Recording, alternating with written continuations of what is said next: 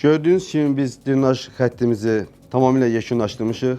Biz bunu daşımışıq çölə, quyuya. Quyu vasitəsilə vurulur kanalizasiya. Əgər biz gələcəkdə bizim quyuda dolma olarsa, bir problemimiz olarsa, biz önləyici tədbir görərək biz bura 5 tonluq süsəni yerləşdirmişik. Bir vintili asmaq vasitəsilə birbaşa drenajın suyu gəlir bizim 5 tonluq çəlimizə. Və burada motor yerləşdiririk. Buradan da bunu ötürürük. Çöldə çirkab su maşınları var.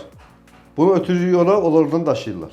Əgər sizin evlərdə də belə bir problemlər varsa, belə bir problemlərlə təkrar üzləşməmək üçün bizə müraciət edə bilərsiniz.